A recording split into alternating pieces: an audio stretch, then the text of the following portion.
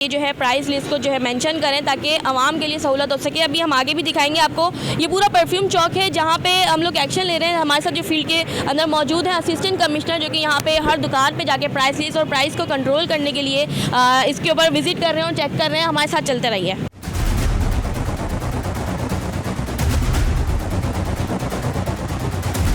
अच्छा जी, हम ये सुपर मार्ट पे भी आ चुके हैं, यहाँ पे भी देखेंगे। 340 तो किसी भी राइस का गवर्नमेंट प्राइस है ही नहीं। आपने 340 का ये बेच रहे हैं। ये कौन सा चावल है? कर्नल है? कौन सा है? कर्नल है। और वो ये 400 का बेच रहे हैं, वो केला है। और ये बकाया पे क्यों नहीं लगाया मैं आपने आटे बेसन पे, इन पे क्यों नहीं प्राइसिंग लगाई हुई जिस तरह चावल पे लगाई हुई है? प्लेटें मंगाई है, लगा देंगे इंशाल्लाह। कितना अर्सा हो गया आपकी दुकान को जी खुले हुए? कितना अर्सा हो गया? अर्सा तो हो गया 5-6 महीने, 5 से 6 साल से लोग आए। ये 2-4 आप डिस्प्ले नहीं कर सकते। ये आपको भी पता होगा कि आप ये कानून की पासदारी नहीं कर रहे हो। ये तीन होना सबसे पहली चीज़ है कि आपने अपनी प्राइस डिस्प्ले करनी है।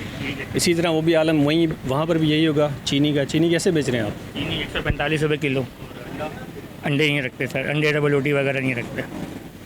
अच्छा, मतलब रेट सही नहीं है यहाँ पे, क्या इशू है? नहीं, यहाँ पे भी देखें ना, आप खुद ही देख सकते हैं कैमरा आपका दिखाया अगर कि उन्होंने आटे बेसन वगैरह पे डिस्प्ले नहीं सिर्फ चावल पे रेट लगाए हुए हैं, बाकी आटे वगैरह ये सब पे करना है। ये सब पे करना है जो भी एसेंशियल आइटम्स तो अभी हैं। आप इन्हें वार्न करेंगे क्या? नहीं, फाइन करेंगे। फाइन करेंगे। कितना परसेंट फाइन? 5000 करेंगे। 5000 का। तो नाज़रीन, यहाँ पे चावल पे तो रेट लगाए गए हैं, लेकिन बाकी जो चीज़ें हैं अशिया खुर्दनोश की, जिसमें आटा बेसन दालें आती हैं, लेकिन उनके ऊपर कीमतें मौजूद नहीं, जबकि इनका ये कहना है कि उस पर लगाएंगे।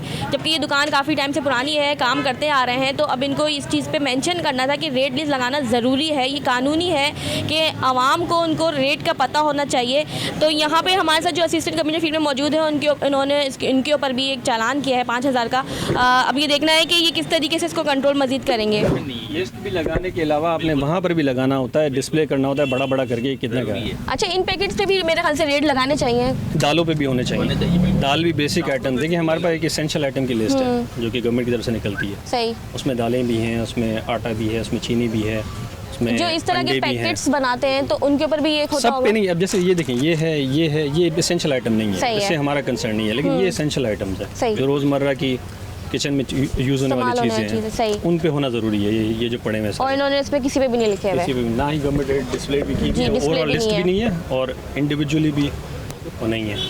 अभी आ जाए तो इन पे फाइन कर। इन पे कितना परसेंट का फाइन होगा? नहीं, परसेंट तो नहीं पे 10,000 का फाइन करेंगे। 10,000 का ऑनलाइन ही होगा।